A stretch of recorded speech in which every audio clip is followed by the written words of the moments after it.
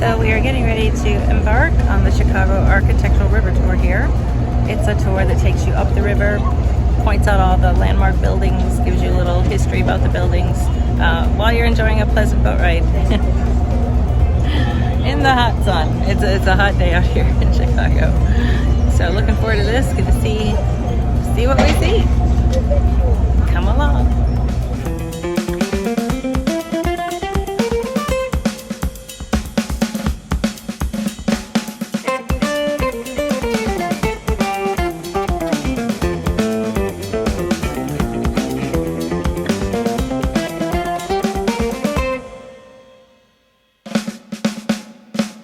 It's a beautiful day here in Chicago.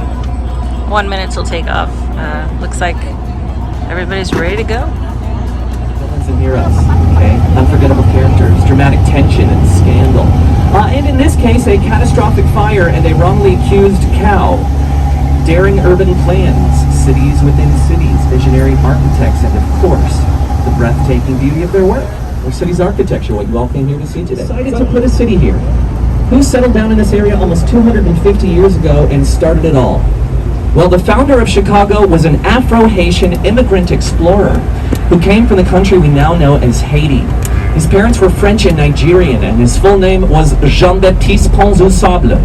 Now, that's a mouthful, so we just call him Du Sable.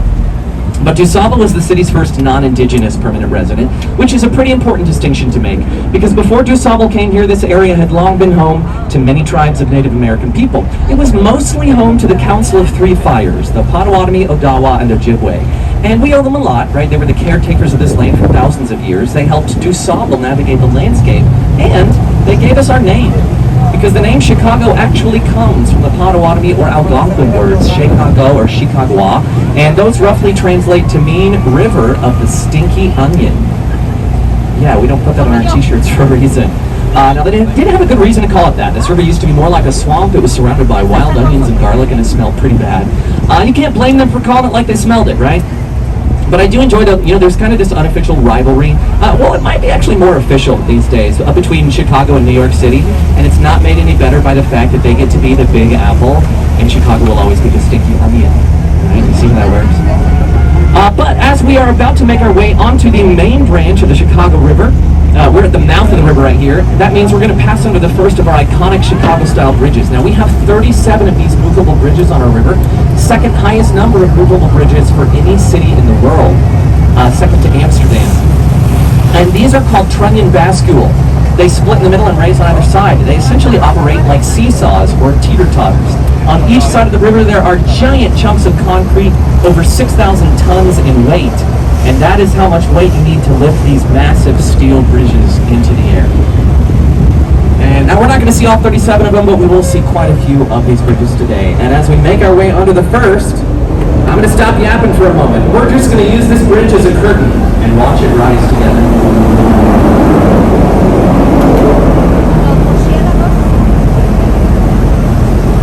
All right, folks, gorgeous view here. First view on the tour, just a taste of what's to come. We got a lot to talk about, so let's go ahead and get started. We're going to start here to the left with this eye-catching skyscraper, blue, green, and wavy, like 3 stairs up into the clouds. This is the St. Regis. It is a high-end residence and hotel. Emphasis on the high-end part. The hotel on the lower 12 floors, their rooms start at $711 a night. So in my case, that's a never hotel. But the St. Regis, in addition to being the third tallest building in the city of Chicago, it also occupies a very important place in architectural history. It is also currently the tallest building in the world designed by a woman. And her name is Jeannie Gang, and she runs the architecture firm Studio Gang. That's a local firm. And Studio Gang is kind of crushing it right now. They're working on an $8.5 billion renovation of O'Hare International Airport. And that is about as big of a contract as you can get as an architecture firm. And they beat out all the biggest names in the world of architecture to get it. So that shows you how well Jeannie and her team are doing.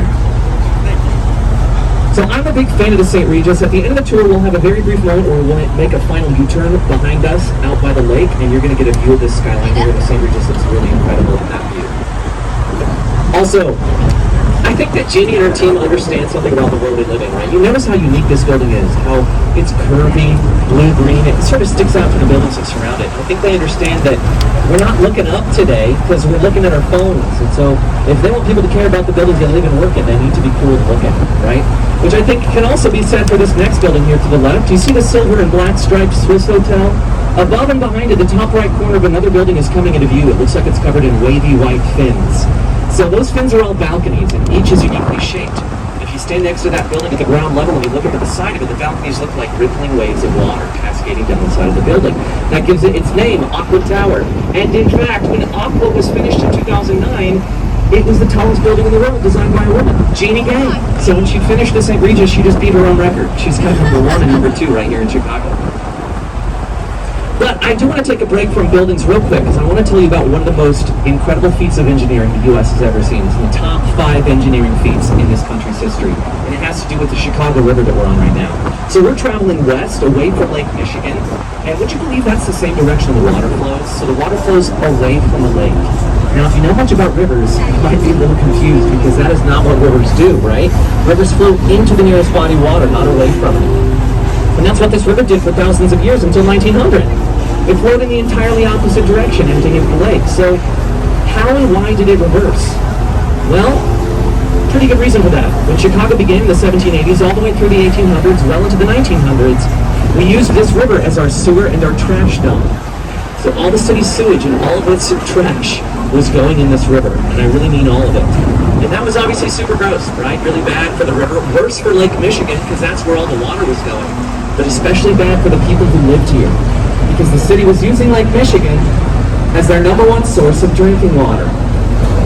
Yeah, we were poisoning ourselves with waterborne illnesses like cholera and dysentery. It was super bad. So in 1892, the Army Corps of Engineers came to Chicago with a plan to save us. And no, not to clean up the river, but to reverse the flow. So we sent our polluted water somewhere else. They dug a 28-mile channel from the south branch of the river, connecting this river to a series of rivers that empty into the Mississippi River.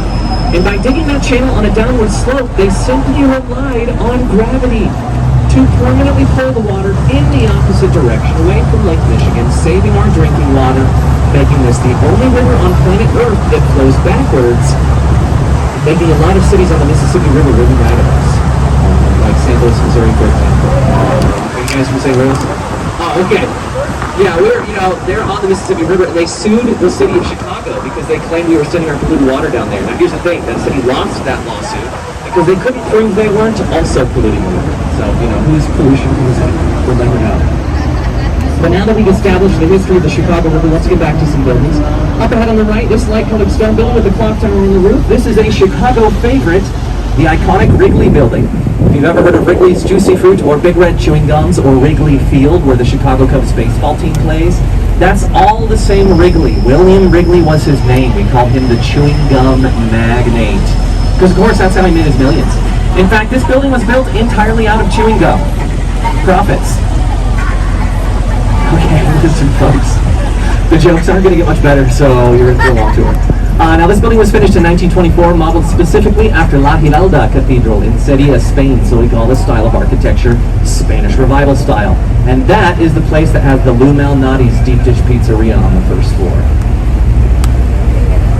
We're going to jump ahead from a classic like the Wrigley back in the 1920s all the way ahead to the 2000s as we take a look at the second tallest building in the city of Chicago, coming into view straight ahead. And I bet you can't guess what this one's called, right? Trump International Hotel and Tower. It's got a name tag right on it. From 2009, designed by Chicago's very own Skidmore, Owings & Merrill architecture firm. We call them SOM for short. They're a pretty world-famous architecture firm based here in Chicago. Now, this building is a really cool example of a style of architecture called contextualism. Now, let me break down this style for you, contextualism. You'll notice 3 patio setbacks at various heights along the building. You got 2 on the right and 1 on the left. This first one on the right is actually the same height as the roof of the Wrigley Building that we just talked about. That one on the left, same height as the roof of that domed building across the river, the Jewelers Building. And that one all the way up there on the right, same height as the roof of the boxy black building on the other side. So, contextualism is a form of site-specific design, where you design a building to be in relationship with its surroundings. And the cool thing is that can be literally anything nearby. Other buildings, statues, the river, the sky, anything. The lead architect on Trump Tower, his name is Adrian Smith. He's often called the world's tallest architect, but he's only 5'7". He got that nickname because he designed most of the world's tallest buildings. And see if you can remember that name, Adrian Smith. It will pop up later on the tour. And listen, I warned you, I'm a teacher. Going for retention and comprehension, folks. Looking for my gold star students. Coming into view on the right, two of the most photographed structures in the entire city. We have the twin, what we call corncob towers of Marina City. Now, Marina City was designed and built in the 1960s by architect and visionary social scientist Bertrand Goldberg.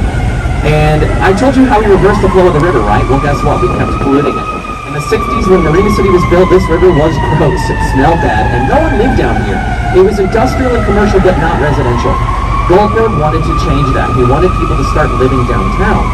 But there was no support for downtown living. There were no restaurants in this area, no entertainment, nowhere to wash your clothes.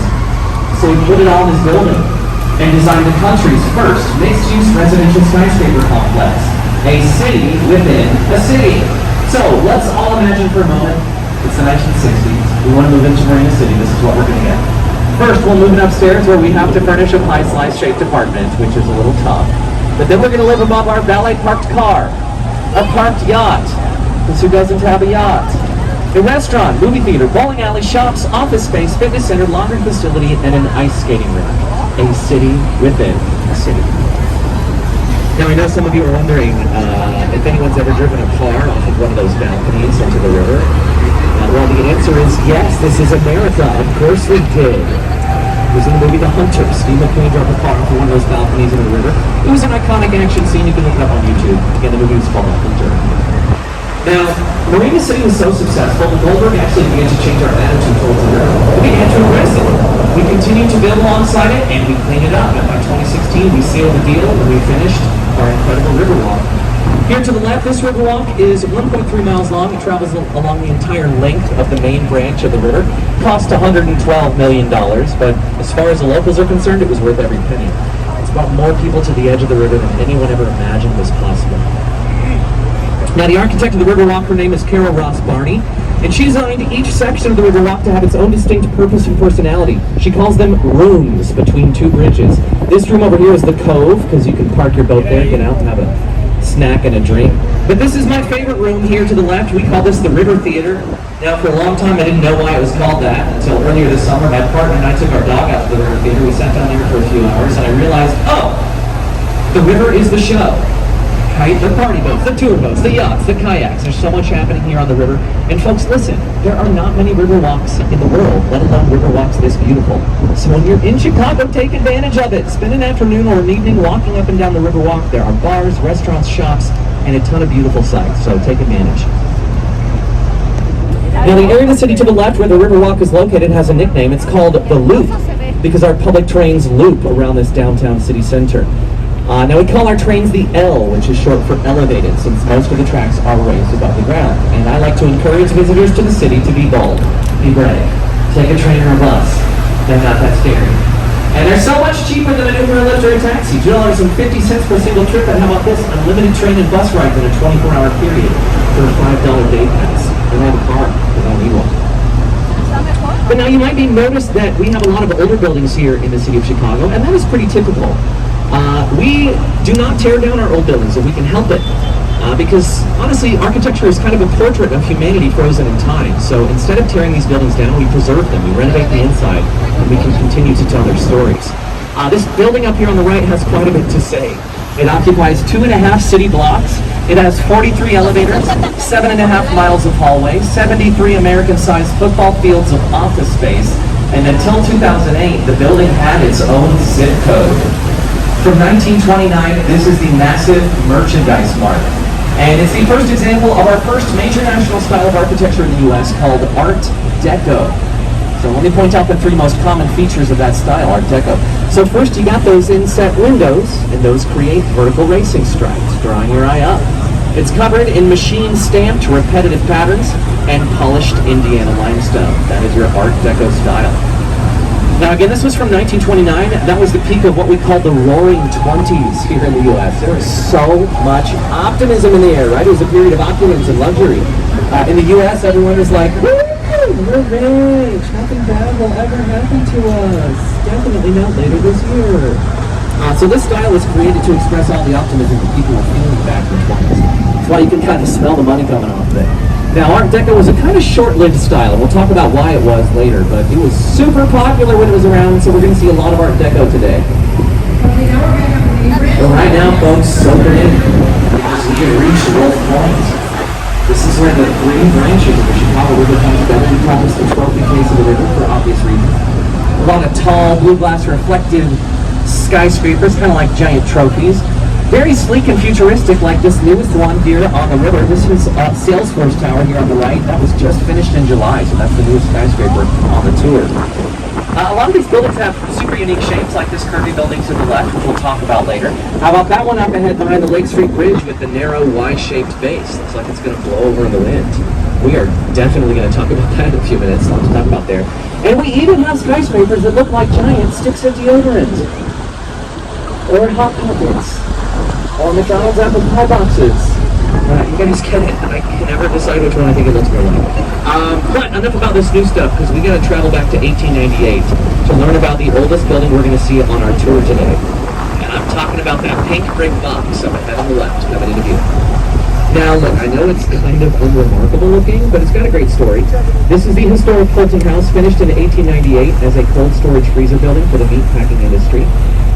Now, because it was a freezer building, it originally had no windows or balconies, right? It was an insulated box. But this is where it gets interesting. In the 70s, the meatpacking business that operated in the Fulton House closed down. They sold the building and moved out. And when the builders got inside to renovate it for the new owners, it took them over 3 months to defrost the building. Because they discovered walls that were 4 feet thick and they were stuffed with cork and horsehair, which was an early version of insulation before styrofoam was invented. Pretty good at its job, apparently. But in the 70s, the windows and balconies were cut into that building and it was converted into a residential structure. So condos and apartments in the Fulton House today.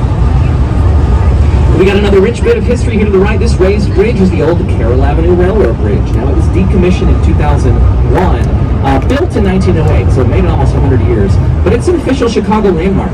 That means you cannot tear it down. So it is now permanently raised on the side of the river. They lower it once or twice a year to make sure it's still safe.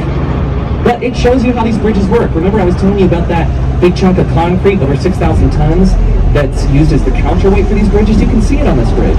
It's that chunk of concrete on the right. And what I love about these bridges is that the concrete and the bridge itself are roughly the same weight. They're equal weights.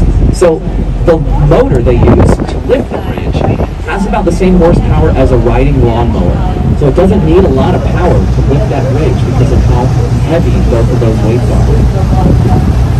But now I get to show you my favorite building on the tour. I would love to live in one of these someday. I definitely won't. Here to the left, covered in triangles past the Fulton House, we have the River Cottages. Now these are 4 very unique townhomes from 1988, designed by architect Harry Weiss. Now, Harry was obsessed with sailboats. Can you tell? It's covered in triangles, like sails, right? The building itself is shaped like a triangle, and it has round porthole windows on it, just like a boat.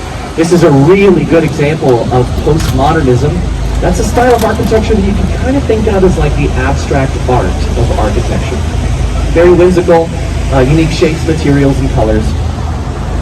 Kind of looks like townhomes out of Dr. Seuss to me. The 4 of these sold for between $250,000 and $300,000 back in 1988 when they first sold. But the second one from the left resold in 2015 for $2.25 million. And the other 3 are still owned by the original owners. And I don't think they'll let go of them anytime soon. And the reason why the price of that 4 went up so much is because we finally cleaned up the room. I'm going to tell you how to do that in just a few minutes. But first, our Captain Curtis is going to make our first U-turn here on the North Branch. We'll turn around, go down onto the South Branch where there's a lot more to talk about, including the tallest building in the city, the Sears Tower. So I'm going to give these residential townhomes a break from our speakers. I'll get up the mic for a short break. I'll be here in the aisle if you have any questions. Raise your hand. I'm happy to answer those. And I'll be back on the mic in a few short minutes.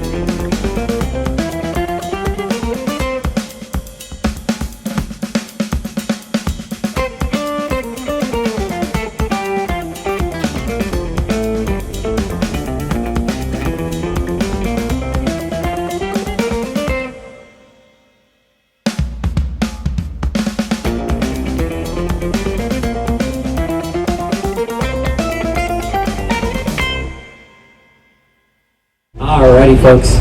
Some great questions. If I didn't make it to your question, there will be another break towards the end of the tour, so save that question, I'll get to it then.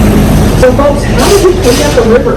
Well, it wasn't until 1972 when the U.S. Congress passed the Clean Water Act. We had no choice, we had to clean it up.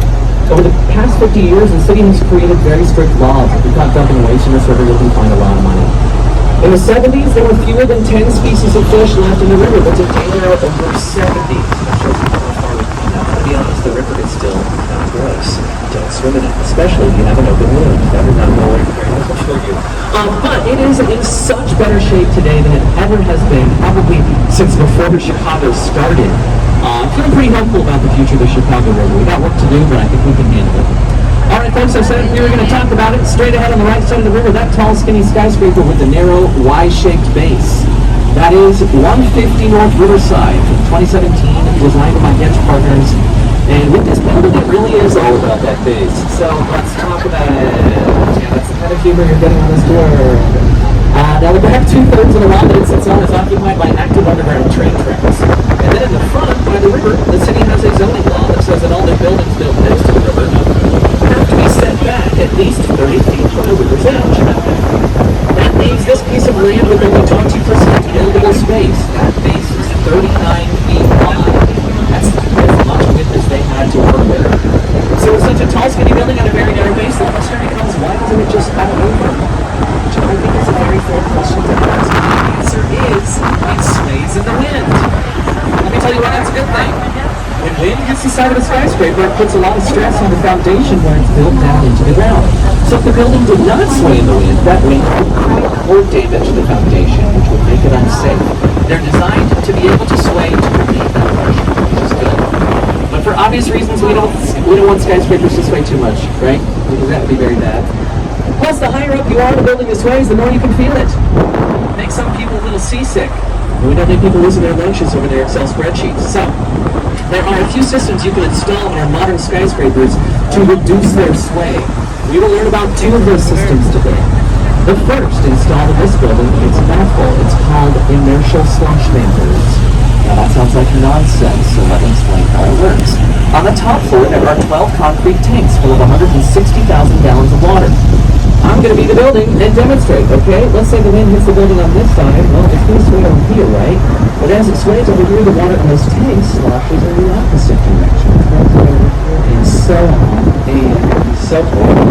And as it equalizes, it brings the building to rest real quickly.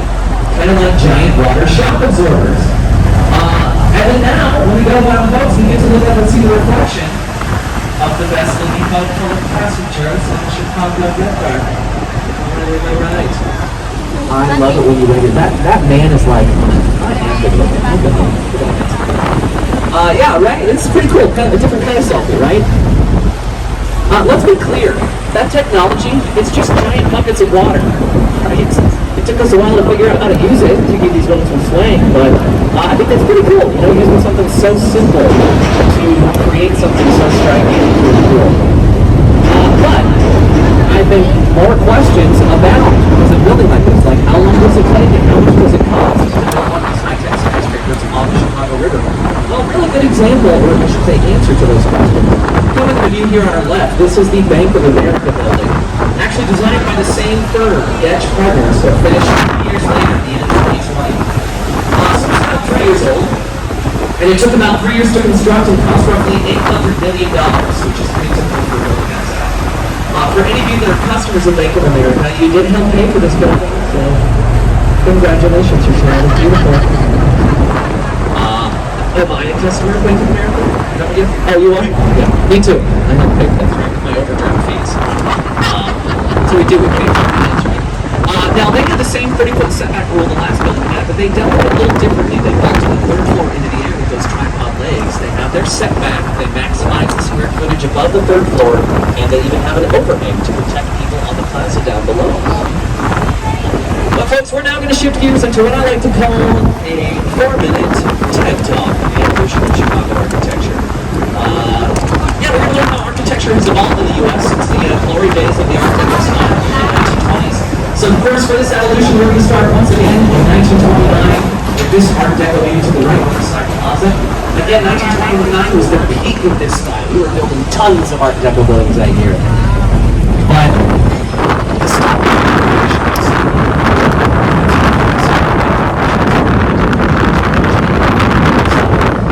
10 years later, in the 1940s, World War II happens. From about 1930 to 1957, there were essentially no new office buildings of any style built anywhere in the country. Then in the late 50s and 60s, architecture was rebooted back to its ancient roots with a new style, modernism. Now, modernism is all about function. Less is more, simplicity, efficiency, durability. And that's when a local architect to trace claim from Germany named Louis Van der Rohe. He in Chicago introduced us to a style of modernism that we call box modernism. These next two buildings on the right, Gateway Center 1 in 1965, Gateway Center 2 1967, and now Mies van der Rohe, who invented this style, started another Bauhaus movement in Germany. It came here in the 1930s, and he was the guy that invented the phrase, less is more.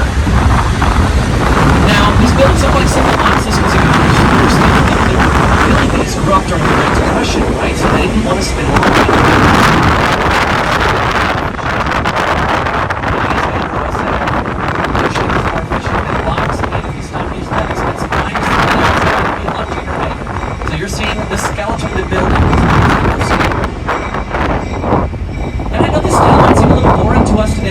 A fair reaction to have, but at the time no one had ever seen anything like this. This was luxury. This was the future. But I'm sure some of you are still probably thinking, come on, Antonio, these fellas in the 70s brought us something more interesting than big black boxes. And to that, what was saying on to your Sears was that it simply was they gave us white boxes. Getting real creative. From 1971, this is Gateway Center 3, and we call this the International style. It was sort of the first internationally agreed upon style of architecture. Very similar to its black box cousins. They just added some sanded stone on the outside to brighten it up, make it lighter and brighter. But then the 80s showed up, and some of you on this boat remember how the first showed that glamour shots. Ladies, be honest, who got glamour shots taken in the 80s? Anyone on the boat? Yes! Was your hair gigantic? Yeah, it was pretty big, right? Because that's what the 80s was all about. Bigger, better, flashier, brighter, more exciting. And that is when contextualism was born. Site-specific design. Just like Trump Tower and its patios. How about this one up on the right? It's got that curved wall. That's Gateway Center 4 from 1983. 1. The curve in the building matches the curve coming up on the river. 2. The color of the glass matches the color of the water. And 3. The middle of each window sticks out a little bit. That has the effect of making reflections on this building look like reflections on the surface of water. And that is contextualism. Except this time the building is in relationship with the river instead of other buildings, which I think is pretty cool. And there you have it, folks. That's your TED Talk on the evolution of Chicago architecture. Now, the stuff we've been building over the past 30 years, we got to wait for historians to tell us what those styles are going to be called. Because architects don't actually name their own styles. But now that we're familiar with black box buildings, we got another one coming to be here on our left. Now, for many decades, it was pretty standard, nothing special. Until back in 2014, when you only took a bunch of tours and they were like, no one was talking about a building. So they spent over $800,000 to put themselves on the map by literally putting a giant map on themselves. That is a map of the Chicago River. That red brick up there, that's the URU dot. Yeah. Money well spent, I guess. Alright, this next one is for you Batman fans. Up ahead on the right, this massive limestone building. This is the old main post office, finished in 1932, Art Deco style, but some of you might recognize it as Gotham City Bank from the beginning of 2008. The Dark Knight, that is the film the Joker and his henchman Bob. I drove the bus on the first floor right here on Van Buren Street. I actually just watched that movie again 2 nights ago, and I was so amazed by how many buildings I recognized in it. Because most of that film was shot here in Chicago. But when that movie was shot in 2008, the building was empty because it had actually been abandoned since the 90s. But in 2016, it was purchased and renovated in what ended up being the single most expensive renovation project in U.S. history. 3 years and $900 million later, it reopened as an office building, and today it's at 94% capacity. It's almost completely full with companies like Walgreens, PepsiCo, Home Chef, Uber, Cisco. So So folks, again, we do not tear down our history. We use our architecture to preserve it. We continue to share the stories of these buildings. This was the largest post office on the planet the entire time it was open. And that's why Chicago is the mail order catalog capital of the world. Or at least it was when those were a thing. Because they had the largest post office on earth that sits on top of train tracks next to a river and a highway literally cuts through the middle of the building. So it's really easy to ship out all those products from those catalogs. Kids, if you don't know what a mail order catalog is, it's Amazon.com in a book. No, same thing with folks, here in the South Branch River, things are slower and quieter down here. I'll go ahead and link the terms so we can come back and talk about some of this stuff. So do not worry, we are going to get there. I would not forget the Sears Tower class. We'll get to it on the way back. But until then, I'm going to shift gears into story time. I have 3 stories for you, and these will answer the question, why? Why do we have this iconic architecture? Why are we on this road right now? Now, I'm going to be honest with you, the first story is kind of a bummer, but it's a pretty important place to start. The year was 1871. October 8th, Sunday night, 9 p.m. The city was just going to sleep. But a half a mile to our right, a fire suddenly broke out in Mrs. Catherine Overton's barn. Now, we will talk about how that fire started in a moment, but before we get to the next few days, we have one of the most devastating fires in the history of human civilization. Those winds created what are called fire cyclones. Tornadoes met a 50th degree of fire that jumped on the river speed. To make matters worse, the river was so polluted at that time, there was a thin layer of industrial waste floating on top, so the river itself caught fire. This fire raged across the city for over 30 hours, and the last flames were found. Nearly 18,000 buildings had burned down. Over 300 Chicagoans lost their lives. 100,000 people were homeless, which was a third of the city's population, and a 3.5 square mile chunk of the city was just gone. In like a day. Now it is easy to see that this is undeniably the most tragic event in Chicago's history, right? But looking back on it from today, I tell you what, people still always want to know, how did the fire start? And that's where the big myth comes in. Some of you might have heard this story, so we gotta talk about it. Now, remember Mrs. O'Leary? I mentioned it was her barn where the fire started. We actually know that for sure, but we think she's Irish Catholic. I'm gonna keep it real with you. I always do. I'm originally from a pretty small town in southern Illinois called Lawrenceville. That's part of what we call cattle country here in the U.S., so I've known some cows in the day, a few Irish cows. And I think that the cow was framed. They got set up. In fact, I would go so far as to say it was a cowspiracy. Okay, wait. Brace yourselves, I'm just getting started. In fact, I think it is utterly unjust that the city had a beef with Mrs. O'Leary, who had to move it out of town. Now, holy cow, I know there was a lot at stake, but I think it's high time Chicago stopped milking this cheesy story, stop crying over spilt lanterns, and move on. Thank you for those pity claps. That's really sweet. I appreciate that. Listen, I honestly, genuinely worry sometimes that only 2% of you will get those jokes. It's too hot, but I dare you, man. Tell you it was a bad choice. Let's move on. All right, let's get ahead. Bad jokes aside, guys, nobody disagrees that that fire was the worst thing that could have happened in the city, right? But do you know when we celebrate Chicago fire today? The best thing that ever happened to us.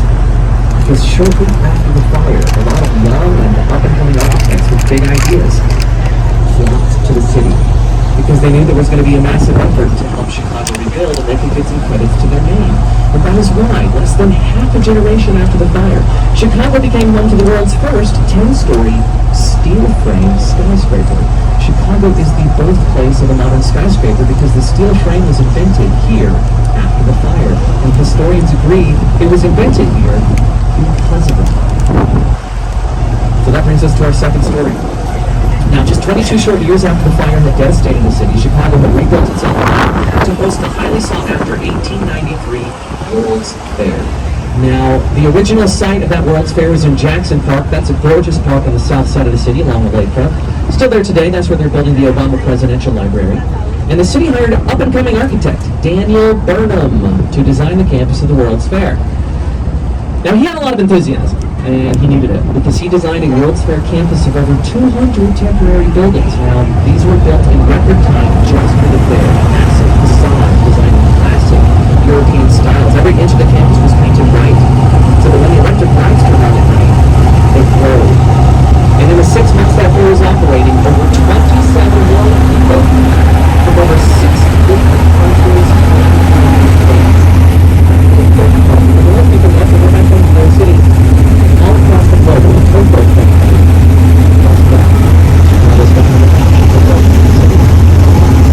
Now, World's Fairs are common events for new inventions and recipes to be introduced, and this one was no exception. So we're looking at some things that showed the H&M through World's Fair for the first time. The zipper. Where would we be without the zipper? The electric washing machine. Milton Hershey introduced his recipe for Hershey's chocolate. We got creamer wheat, shredded wheat, Cracker Jack snack mix. Mrs. Palmer, the Palmer House Hotel, wanted to sell slices of her famous chocolate cake, but she knew it would be hard for people to carry around a piece of cake in their hands, so she messed with the recipe and invented the chocolate brownie. George Washington Gale Ferris debuted his first Ferris wheel to the world stage at that fair. And this is my favorite one. Pabst won a blue ribbon for their beer at that World's Fair. Yeah. They have like super been coasting on that win ever since. Which brings us to our third and final story. Do you guys remember Daniel Burnham? I just mentioned him, the architect of the World's Fair. The city was so happy with the job he did, they were like, listen, dude, we gotta take advantage of the second chance the Great Fire gave us. Pave over our old mistakes and rebuild a second city. Even better than the first one. Now, some of you might have heard that nickname in Chicago, the second city. It's because the first one burnt down. So Daniel Burnham drafted what we now call the Burnham Plan of 1909. Believed to be the first comprehensive urban plan for any city in the country. And this is a really important chapter in our story because with this plan, he wanted to turn Chicago into what we call the first area. Imagine boulevards, wide blooms, parks everywhere, grand ornate public fountains. And the Burnham Plan is why we have a ton of stuff in the city to this day that we love so much. Here are just a few of the things he wrote into that plan. We do have parks everywhere, 614 total. They make up almost 9% of the total land area in the city. The Riverwalk that I pointed out earlier, in the plan. Navy Pier, in the plan. Museum Campus, where Shedd Aquarium and the Field Museum of Natural History are located, in the plan. And my favorite part of the plan, 18-foot wide alleyways. Why does that matter? Well, because if you want to build a beautiful city, you have to design somewhere to hide your trash. So that's no shade to New York City, but we're grateful that we have room in our alleys for the dumpsters that hide our trash and the trucks that empty them. Keeps our city clean and beautiful. Folks, I hope you now understand why we have all this iconic architecture, why you are all on this boat right now in 2023 listening to me talk about buildings. The fire destroyed the city. It wiped the slate clean. The fair reanimated Chicago. It brought it back to life, and the plan beautified. It solidified Chicago as a world-class destination for travelers from all over the world, just like all of you. And that was story time. Let's get back to some buildings. Kirby and Concrete here on the right. This might look a little familiar to you. You guys remember the Kirby Concrete Corncob Towers of Marina City? This is the sequel, River City, built 20 years later in 1986, another city within the city. Remember, Goldberg essentially invented modern American apartment living here in the U.S. Because before the Corncobs, apartment buildings were just apartments. After that, they started having things like pools, fitness centers, laundry facilities, commercial spaces. So most apartment buildings today are cities within cities, just like the Corncob Towers. But let's go ahead and turn our attention back to our skyline so that I can introduce you all to the leading ladies of our story. Straight ahead, that massive black tower with the two white antennas on top, that is the tallest building in the city of Chicago. I like to call her the Empress of the Sky, the Sears, or Willis Tower. Now, in front of the Empress is our queen, that brownish pink granite building with the barrels on top. I think she looks just like a queen chess piece, named after her address, 311 South Wacker Drive. And I'll get to both of those in a moment because I want to start with our goddess. That's the building over to the right with a statue on the roof. Kind of looks like the Oscar statue. That is the Chicago Board of Trade building, Art Deco, 1930. Now, that statue looks like the Oscar statue because all Art Deco statues are sleek and faceless. Just like this one, except this one is holding a bag of corn and a sheaf of wheat because that is Ceres, the Roman goddess of agriculture. That's the building where the city traded agricultural futures on the stock market. But for you Batman fans, that building was featured prominently in the movie Batman Begins as well. Back to our queen with the barrels on the roof. Now this building was finished in 1990 and the queen sort of has a tale of woe. Now, She was finished in 1990, and originally at night those barrels on the roof were lit up with over 1,800 fluorescent tube lights, way too bright. Now those have been replaced with dimmable LED bulbs because when the building was first built at night, migrating flocks of birds would mistake the roof of the building for the moon. And because birds use the moon to navigate at night, it disrupted their flight patterns. They'd fly around the building in circles, become exhausted, crash to the ground. It was a huge problem. And that is why, twice a year now in the spring and fall months during migration season, every skyscraper in Chicago dims their rooftop lights. So we do not interrupt the birds' flight patterns anymore. So, Queen of Chicago taught us a pretty valuable lesson. Birds are not the brightest bulb in the box. Alright folks, back to the tallest building in the city of Chicago, the biggest of the black boxes, the Empress of the Sky, the Sears or Willis Tower, depending on who you ask. Now, back in 1974, Sears department store built the tallest building in the world right here in Chicago. That was the Sears Tower. Now, the company sold the building and left the city in the 90s. And then, in 2009, the Willis Insurance Group signed a lease for 3 floors of office space in the Sears Tower out of 110 total floors. But in that lease was a clause that said for an extra $1 million a year, they could also lease the naming rights, just like with our sports stadiums. So, for $1 million a year, Willis Insurance gets to call that building the Willis Tower. Now listen, I've lived in Chicago 9 years now. I consider myself a local. And like the locals, I'm stubborn, okay? I still call it Sears Tower. Most Chicagoans do, we're pretty stubborn people. I like to think we're nostalgic, right? Like things like that. We will acknowledge begrudgingly that it is spelled W-I-L-L-S. Folks, one of the best places in the city for a photo of the Sears is right here because of the angle that you get. You can pretty much see the entire height. Also, that gorgeous open blue sky behind it. Looks really great right now. Now, the Sears clocks in at 1,451 feet tall, or 442 meters. But I think the question becomes, how do we measure the very specific height of a skyscraper, right? It's a competitive industry to have a tall building, so where do you start measuring, where do you stop measuring? And who sets the rules for that measuring process, right? Well, that would be the creatively named Council on Tall Buildings. Yeah, it's a real group of people, not a Monty Python sketch. They've determined to measure the height of a skyscraper. You start at the bottom of the lowest public doorway, and you measure to the top of the structure, or permanent spire. And folks, here's the thing. Even though those antennas have been sitting on the roof of the building since it was finished, they're not considered permanent nor spires. The council calls those temporary utilities, which means they do not count towards the height of the building. But I just think that makes the record even more impressive, right? Because it was the tallest building in the world by roof height alone for 24 years. Until 1998, which is actually a really long time to hold that record. But it isn't anymore, because the tallest building in the world right now is the Burj Khalifa in Dubai. It's 2,717 feet tall, which makes it almost twice the height of the Sears Tower. Yeah, it's a giant building. And who designed the Burj Khalifa? Well, none other than our old friend, Chicago's very own world's tallest architect. Okay, I heard a few of you. I've heard a few of you back here and one up here. All right, that's like 3 or 4 gold stars for you, those of you who remembered it. The rest of you, F minus. No extra credit on this tour either, so think about that. Yeah, Adrian Smith. All right, folks, here we go. I want you to look up at the top of the Sears Tower. Way out there, you can see 5 glass boxes sticking out the side of the tallest tower in the city. Now, that is the 103rd floor. It's called the Sky Deck. Those boxes are called the Ledge. And if you want, you can leave a ticket and take an elevator up to that floor. Walk out to one of those boxes. Look to the floor. 1,353 feet down to the street building. And if that sounds like fun to you, go for it. If you have a debilitating fear of heights like me, or her, it sounds like, don't do it. It's going to be a really terrible experience for you. I'm very curious to know, anyone on this boat on the ledge, got up in the glass boxes? Okay. Okay, you in the blue polo. Any regrets? No, it was awesome. Okay, you should be in a commercial for the Sears. That was great. Oh, you out there at night? Ooh, yeah. It's really gorgeous. You get a beautiful view of the city lit up at night, which is really cool. Alright, but before we move on from the Sears, I want to share one last story about this building. It's my favorite. 2 climbers have successfully climbed the entire height of the Sears Tower since it was built. The first was American climber Dan Goodwin, who dressed up like Spider-Man and used suction cups to attach his hands and feet to the windows and climbed all the way to the top. Of course, we called him Spider-Man. Now, he was climbing up the outside of the building in an $800 custom-made Spider-Man suit with see-through suction cups, right? it was very confusing. People thought Spider-Man was real for a minute. But at the same time, the fire department was climbing up the inside of the building, and every now and then, they would actually break windows out of the Sears Tower so they could try to reach out and grab him when he scurried by. They were very unsuccessful, and then there was just a bunch of broken windows on the Sears Tower. But then years later, French climber Alain Robert came to Chicago, and he was like, psh, hold my beer.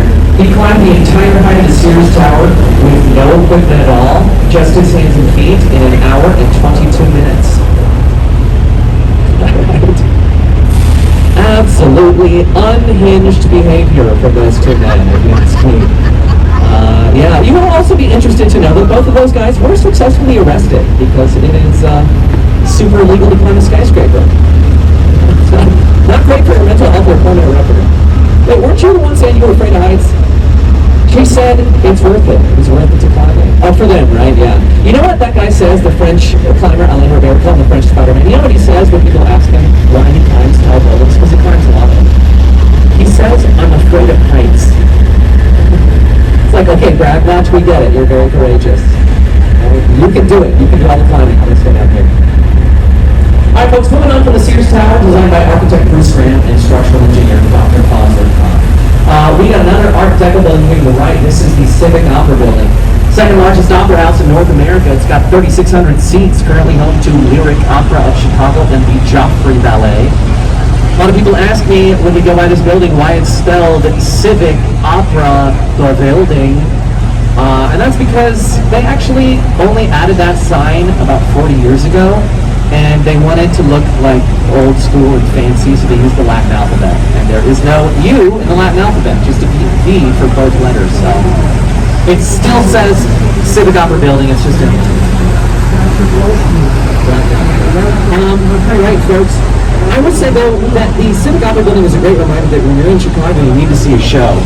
We have some of the best live performances of any type anywhere in the world. So we have over 200 theater and performance companies, a ton of music venues. And I'm not just talking about playing musicals, comedies, tragedies, Shakespeare, or opera, but how about some contemporary dance or ballet? The Joffrey Ballet of the Civic Opera is one of the best ballets in the world. How about, you want to laugh? Check out some stand-up, some improv comedy, some sketch comedy.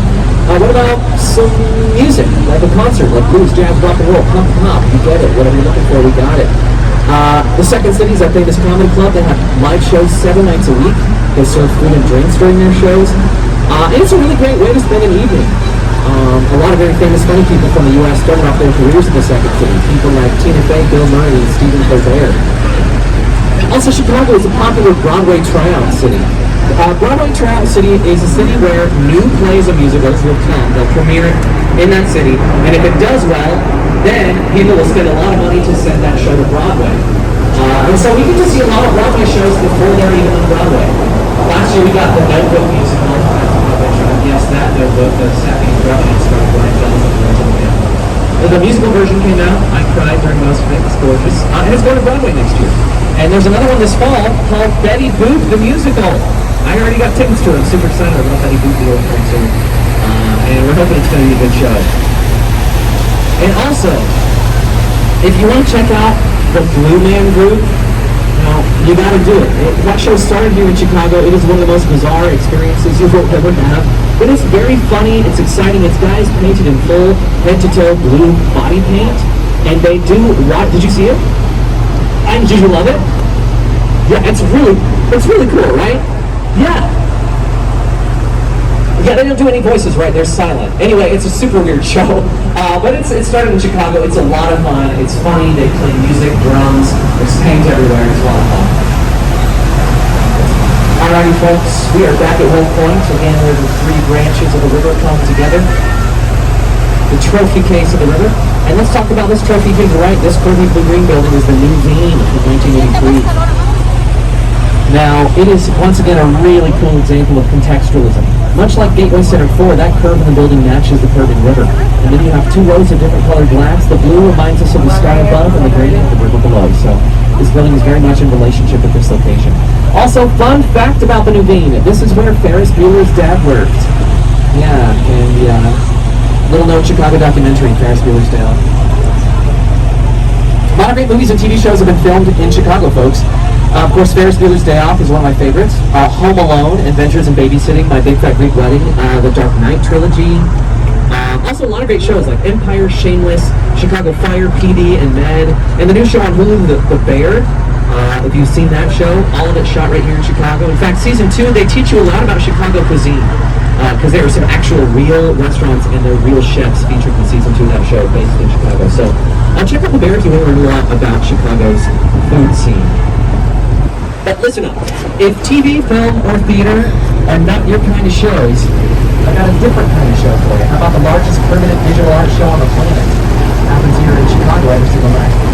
To the right, after the bridge, you're going to notice a glass box mounted on the side of the river out. Look at that!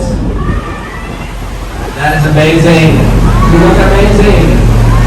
I was getting distracted by stuff happening on the side of the river. But you guys see that glass box? It has 34 projectors in it, and every single night between April and December, that box displays digital animated art on the 2.5-acre size wall of the merchandise mart. It's called Art on the Mart. And it's one of the most spectacular things you can do with your time in the city, folks. It happens every single night. Right now, the show runs from 9 p.m. to 10 p.m. What's really exciting is they just opened Blues and Bites there about a month ago. So if you want, you can grab a drink and a snack while you watch the show. It's really, really cool. It's free. So I just tell folks, I've come down here and seen Art on the Mart 4 times this summer. So every time I come down to an eating dinner, I make a point to go down to the Riverwalk afterwards. And let me just assure you, if you've never been to the city before, this area, especially along the Riverwalk, is very safe after sunset. You don't need to be really concerned about your safety in this area. So if you want to check out Art on the Mart, check it out, 9 o'clock to 10 p.m. every single night. Alright folks, this view coming up ahead above the LaSalle Street Bridge. This is my favorite view on the tour. It's kind of like an architectural puzzle of Chicago's history. Each building with a puzzle piece. Now, do you guys see the middle building, bluish green and narrow? The tallest one in the distance, that's the St. Regis, first building on our tour. Remember, it's only 3 years old. And I think it looks like it was always supposed to be there. And I think it kind of fits perfectly in that opening. That's something that always strikes me about our skyline, right? These buildings were built over 150 years since the fire, and somehow these architects made them look like they were always supposed to stand right next to each other. That's why I call this part of the tour the Architecture Lightning Round. I'm going to show you 5 buildings built in 5 different styles from 5 different decades in the next block and a half. Let's begin. To the left, coming into view, is the Reed Murdoch from the 1910s, designed closely to the prairie style. That style was made famous by architect Frank Lloyd Wright, characterized by horizon-honey lines and earth-tone colors like those warm red bricks. To the right, we have another Art Deco structure with the LaSalle Wacker building. That's from the 1920s. We learned about Art Deco. So just past that blue reflective building, that is from the 2010s. Right now, we're calling this style sliced minimalism because of how those patios slice into a very simple building. Just past that, the building with the white granite columns and the roof that looks kind of like a temple, that's from the 90s, and we call this style neoclassical. Old meets new, a temple on a skyscraper. So right there in one block, 1, 2, 3, 4 buildings, 4 styles, 4 different decades. I think that's really cool. Now, I know I said 5. Don't worry, the 5th one is coming into view. Back to the bridge here. Covered in concrete, short, squat, and angry, it looks like a pound sign on steroids. This is 55 West Wacker, and we call this style brutalism. Now I know it does look kind of brutal. The term actually comes from the French béton brut, which means raw concrete. And this style was found mostly in sturdy institutional buildings like banks, courthouses, and government offices. Because we were using it to make people feel a little safer against the turbulent times of the late 1960s here in the U.S. These buildings look like fortresses or bunkers, right? And we were using that to our advantage. Now, this is my personal opinion, but I always think that brutalist buildings just look kind of short and angry, which is why I call this one the Danny DeVito. I love Danny. He's an American icon. Love you, Danny. All right, we're going to play a game of I Spy, folks, and this view up ahead, I want you to point at it when you see it, okay? Up ahead, I spy, lie to lie, a giant bottle of champagne in the sky. Oh, that's a discrepancy here, disagreement. I'm talking about that narrow green tower over on the right with the gold trim on top. That is the Carbide and Carbon built in 1929, Art Deco, and it was built during Prohibition, a period in U.S. history when alcohol was illegal. So this building was designed to look like a bottle of champagne as a protest against Prohibition. It's been confirmed. They used green terracotta for the green glass of a champagne bottle, and then they have real 24-karat gold leaf up on top. That's the gold foil wrapped around the cork. And this building totally has a sense of humor nowadays. There is a rooftop bar up there now called Chateau Carbide. Only one place on earth you can drink a glass of champagne on a bottle of champagne, and that's on that building right there. Only in Chicago. We got a lot of great rooftop bars in the city, folks, which are super popular in the summer. Of course, we have Chateau Carbide on the roof of the Carbide Aqua Building. There's also Cindy's, that's on the roof of the Chicago Athletic Association on Michigan Avenue. That's another really good one. And then we also have the London House Hotel. Here to the right, this stretch of 4 buildings on the right, the 2 on the left, that makes up the London House. You can see the sign up there. And their rooftop bar and restaurant, simply called LH, was recently voted the second best rooftop bar and restaurant in the country. Now, if you want to get drinks there, you can just walk in to the lobby. They'll send you upstairs on the elevator, and you can get a drink or two without a reservation. But if you want to eat food there and get a dinner reservation, you have to sell all of your children. No, that is a joke. I hope that's clear. I should have said that would be nice. Right, yeah, give me a little break from the kid. No, but I'm trying to say it's really hard to get a dinner reservation there. I tried for over 2 years. Guess what? Finally got one, and I ate there 2 weeks ago. Thank you. It was really hard to get that reservation. It's kind of tough. But here's the thing. The food, it was worth it. The food is really good. The drinks are spectacular, but really, go up there for the view. You get to look all the way down the main branch of the river in both directions. But my favorite view, which I was not anticipating from up there, was over here to our left. You get to see the top of 3 buildings that I really love. The first is, of course, the Wrigley Building with its iconic clock tower. We talked about that already. The second one is to its right, Chicago Tribune Tower. This building was modeled after a French cathedral, so we call this style French Gothic Revival. And the Tribune is the city's largest newspaper. They operated in there from 1925 to 2018 when they sold the building. It's been converted into high-end condos. Top floor penthouse is listed for $8.1 million. Nice little starter home. In between those 2 buildings, you see the third one. It's got the yellow dome on top and what looks like a chimney. The Hotel Intercontinental, 1927 Art Deco. And that chimney was originally designed to be a blimp dock. Yeah, it was built when everyone thought that blimps or zeppelins were the future of air travel. So that was a blimp dock. They thought blimps would dock there and people would get to the hotel. And here's the thing. 1927 to 37, first 10 years of that building's life, not a single blimp dock right there. And then in 1937, the Hindenburg exploded. It was a large German blimp. And that was when the world was like, you know what? I don't think we're going to do blimps anymore. So I never got to use that blimp dock. But, you know, still a really beautiful hotel to stay in here downtown. But we just got 2 more bridges between us and our final U-turn into the dock, folks. But that does mean we're about to see the St. Regis one last time. Remember, that was the first building on the tour, tallest building in the world. It's really in here on our right once again. Again, blue, green, and radiant like 3 stairs into the clouds. And I want to talk about something that I'm sure some of you have already noticed. Those 2 floors near the top that don't have windows. You guys remember the tanks of water on 150 North Riverside that reduced the building sway? This is our second system of sway reduction. Those would have been floors 83 and 84 full of condos, but now it is a single blow-through floor. And a blow-through floor works exactly how it sounds. When wind hits the side of that building, a lot of it will blow through the open floor instead of hitting the side of the building, and that reduces the pressure on the base and it lowers the sway. So this is a really important innovation for our skyscrapers in Chicago, but especially for the St. Regis, because it wasn't supposed to have a blow-through floor. It only had plans for the tanks of water on the top floor, which are up there right now. But when they were almost done with the building, they ran some stress tests, and only then did they realize it still swayed too much. So they had to clear 2 floors of condo space out of the building to make room for that blow-through. Here's the thing. The top 2 floors in the middle tower sold last year as a combined penthouse unit for $20.5 million. So you can imagine that losing 2 floors in condos was a pretty expensive mistake, right? It was all in the name of safety. That is the most important thing when it comes to building expensive skyscrapers. And again, once we come out to the basin next to Lake Michigan, you're going to see how incredible this building looks in your photos. But speaking of Lake Michigan, folks, we do have a 28-mile long lakefront, 21 public swimming beaches, 5,300 boat slips, 10 harbors. Now, why is our lakefront so beautiful? Why is there so much open park space there? Well, in the 1830s, Chicago created a law that says the lakefront has to be kept open, free, and clear of any obstruction whatever. So that made it so that no private structures were ever allowed to be built in the lakefront. So we could keep all that beautiful park space and make sure it was available to everyone. But in the 60s, the city redid their zoning laws, and there was a short-lived loophole that allowed this next building to get their permit. to build on the lakefront.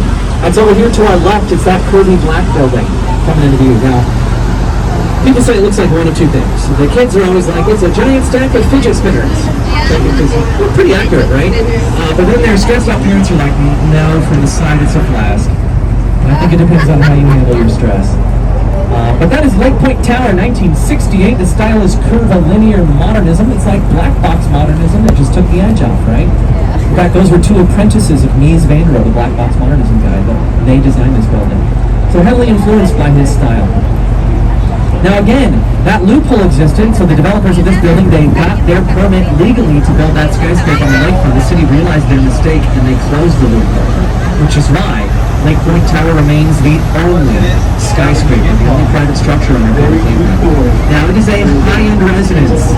Because of its unique and unobstructed views, it's a very desirable place to live. People like Halle Berry, Tom Cruise, Kurt Russell, Goldie Hawn, Scottie Pippen, Sammy Sosa have all lived in there over the years. Oprah never lived there. But people thought she did, because she used to go up to that French restaurant that was on the top floor years ago. Every so often, people thought she lived there. Finally, folks, up ahead to our left, you have the iconic Centennial Ferris wheel anchoring our beloved Navy Pier. Now, Navy Pier is hands down the best place for the city to go for souvenirs, folks. They have the best gift shops, including an architecture gift shop. Tons of great restaurants. Speaking of a new restaurant there last year called Reunion. The Pier has the country's largest rooftop bar and restaurant called Offshore. You can stay in the Sable Hotel. Check out a show at Chicago Shakespeare Theater. Take the kids to the Chicago Children's Museum. Or you can take the Shoreline Sightseeing Skyline Lake Tour, departing from Navy Pier every half hour. So Lake Tour, it leaves from Navy Pier, 40 minutes long. The boats have bars. It goes out onto the lake, and you see the city from a different perspective. You can see the whole skyline. It's really spectacular. If you want to take another boat ride, definitely take the lake tour. I just took it a month ago, and it was really, really spectacular. My recommendation, I was telling some folks earlier, if you take the lake tour, go at 7:30. That's sunset. View is the most beautiful that time of day. All right, folks, our Captain Curtis is making our final U-turn. I'm going to hop off the mic for one final break. I'll be available for questions in the aisle for this brief break. Otherwise, look over your left shoulder. That is the view. Gotta snap some photos, folks. No, we definitely do not talk like this anymore. He said, make no little plans, because they have no magic to stir a person's blood. And I really hope that after coming out on the river with us today, that you agree with me. Chicago doesn't make little plans. We never have. We never will. We go big. And I really hope that you take some of that spirit back home with you. And I really hope that you are moved by the magic of our stories. Because look, for my part, being able to come out on the river tour after tour to share with visitors from all over the world stories of this incredible architecture and the history of a city that I love so much and get to call home.